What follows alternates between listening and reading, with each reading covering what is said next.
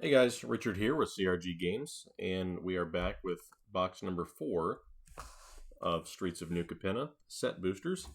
This is the financial analysis series. So far, we've been doing pretty good. We got some good hits in here. Nothing too crazy.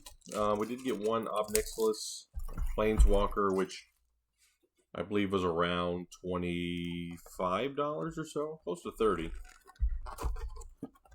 But other than that, there's been a couple, extended art tri-lands, some regular tri-lands, but overall, no crazy. I don't even know if you can get foil edged cards in the set booster. I don't believe you can. It'd be kind of cool if you could. No foil extended art tri-lands yet. I'm thinking if there are any in here, the opportunity of getting those is so low. I don't know if we're even going to see one. Did I just open this upside down? I did. Thalia's Lieutenant. It's a list card from Shadows over Innistrad. And Lagrella the Magpie as the uncommon. Let's look back here in the front. Hey, we got a signed art card. That is Misfortune Teller. Was there any other rares in here? Professional Facebreaker. Very nice there. Still hoping to get, like a foil Giada. I believe this is a list card as well. Or a foil Elspeth. Maybe a foil Obnixilis would be good. But really, the main cards that I think in the long run are going to hold most of the value in this set are going to be the tri-lands. Just because they're so ubiquitous. Whereas the other stuff can really go in and out of favor, depending on, meta and what people are playing. But if you stick with the staples, cards that people will always need, and that is lands, I think that's the way to get the most bang for your buck out of this product, is if you get a lot of lands. So far, it seems the pull rate.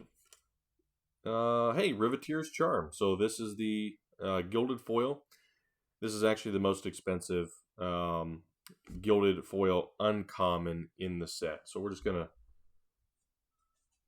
grab a sleeve. It's about $10, but the gilded foils I'm probably going to, for the most part, keep for a long-term investment. It's yet to be seen how the market is going to treat these in 6 to 12 months, but I think it will be favorably in the long term.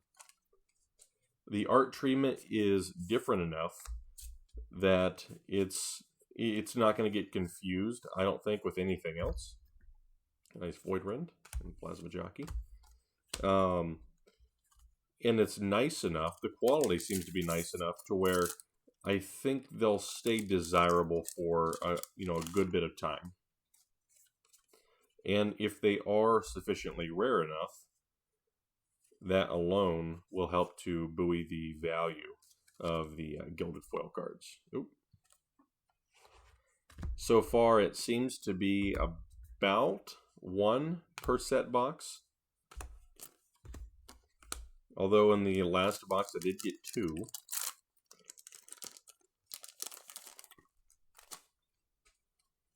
But if it is indeed 1 per set box, then that is probably going to be pretty close to the pull rate of retro foils in Time Spiral Remastered that we just did. So we got a Xander's Lounge. The lands are definitely good. Just a regular one there. They are still holding about in the $7 to $10 range for the regular ones. And then it goes up from there all the way up to the mid-40s for the extended art foils. But I have not pulled any of those yet. Even in the collector booster, I don't remember pulling one. So they are definitely going to be rare. They seem to be about as rare as the extended art foil triomes from Ikoria. We got a Vivian on the Hunt. It's a good planeswalker there. And an Obnixilis the Fallen from Iconic Masters. I'm not sure what the value is on that list card.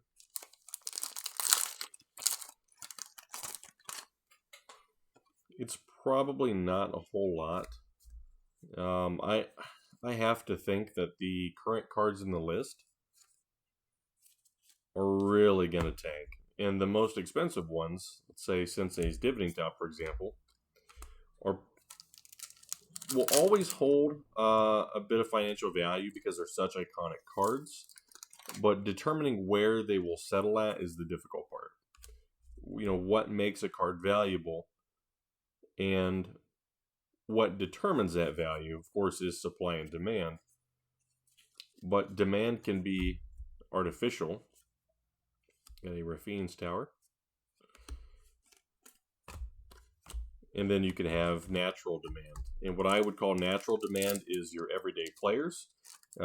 They see that, you know, Rafine's Tower fits great in their white, blue, black deck, so they purchase a copy for their deck. I call that natural value. The card is useful in many different situations for the average player.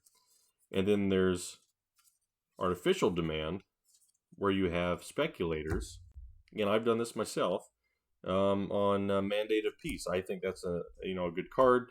Every time I talk about it, though, at least online, it seems like I get laughed out of the building essentially. But that's an artificial demand. I bought almost 200 copies. The player base isn't buying those copies. I am. So that can serve to raise the value of a specific card over time. However, once that artificial demand goes away, whether or not the card stays at the last price or it falls is to be determined by the market. So, natural demand for the Tri-lands, probably artificial demand for some of the other stuff that's getting played,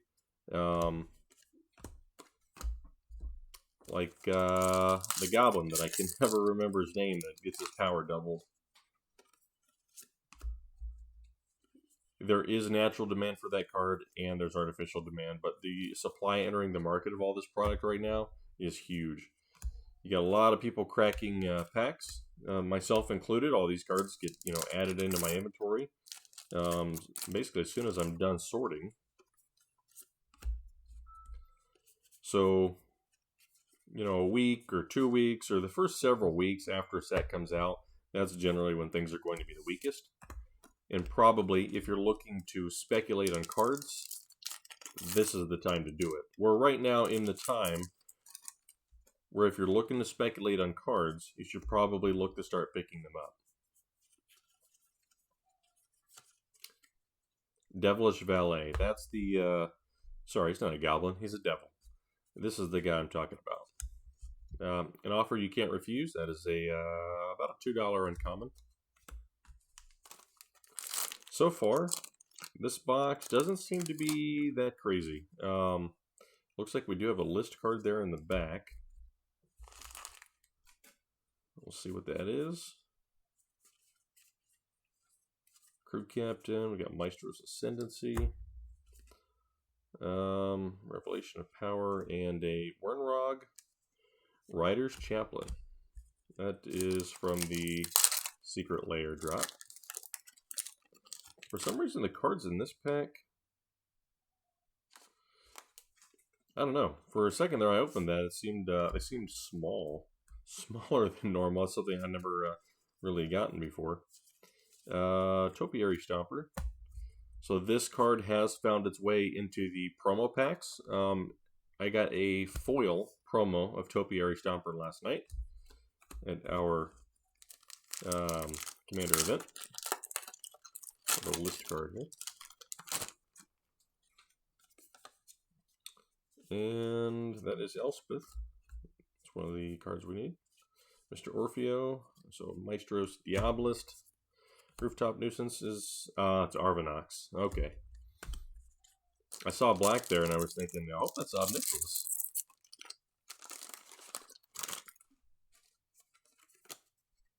If you didn't see it in one of the previous videos, I did pick up this case for $599.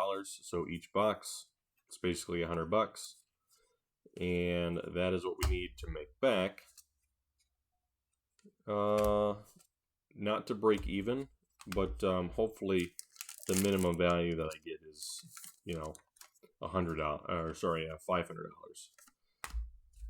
To make the, money back on this, we really need to be about 30 to 40% over that to start really seeing any profit in the long term. So we're going to need to be around, $800 to $1,000 in total value between 6 boxes to be able to expect any sort of profit over time. I was like, what is that on the back of that card? And I love the cats in this set. Alright, what do we got? Soul of Emancipation. And Meeting of the Five, Cabaret Initiate. Some of these showcases, if it's a showcase rare, the set symbol blends in with the border. So sometimes, you gotta take like a double, double take at it to figure out if it's a rare or not. All right, we do have a list card in this pack. All right, we got Wiretapping, an Obscura Charm, and a Ruin Grinder from Commander 2021. Okay, that is it's an interesting hit. A little bit soon to be putting those in, but hey, WotC, you do your thing. Alright, Hostile Takeover and Botanical Plaza. Every time that gets me thinking it's a Tri-Land. There's our beautiful forest, or sorry, mountain. Such a clean art. This card is amazing. Oh, Kesa. And Lagrella, Obscura Charm, Shakedown Heavy, and Out of the Way. We got 4 packs left, and I'm thinking this box is probably going to be the weakest one open so far. Although we do have an Ob Nicholas art card and a Foil Swamp. This is one of those ones that's really dark if you don't have it in the right light. But if you can get it just right, you can actually see what the art is. We got Riveteer's Ascendancy and Riveteer's Initiate. Oh, alright. All the corners are now dinged, and these are LPs. Hey, Boxing Ring. There we go. It's a good hit, I believe. Obscura and Ballroom Brawlers. 2 packs left. Got a list card? We do not. I swear the more of these I open, the more I'm just looking for the list card hits. Alright, we got Cut of the Prophets and Corrupt Official. In the last pack has a treasure token in it. Signed? Nope. Rocco. Even the Score. Mythic. Nice. And a foil. Spar's Headquarters. There we go. So we got 3 Tri-Lands from this box. 1 regular, 1 foil, and 1 showcase. The showcases are not holding as much value as the borderless cards. And there's good reason, because while they do have their own, unique look, just nothing beats those borderless cards. They're beautiful. Using the entire surface area of the card to have the art, that's what I like. And I usually invest in those pretty heavily. So this has been box 4. It does not appear to have been that great, but we're going to move on. Open boxes 5 and 6. Hopefully get some good hits. And again, at the end, I'll go ahead and tally everything up. And we'll figure out, are these worth it at $100? are they worth it with the list cards, or are they worth it without the list cards as well? So those are kind of things I'm really wondering. How much the value of this product is actually made up by the list? It seems like it's probably pretty high, and I don't know if that says anything about the actual set itself, but it could. So until then, I will catch you guys later.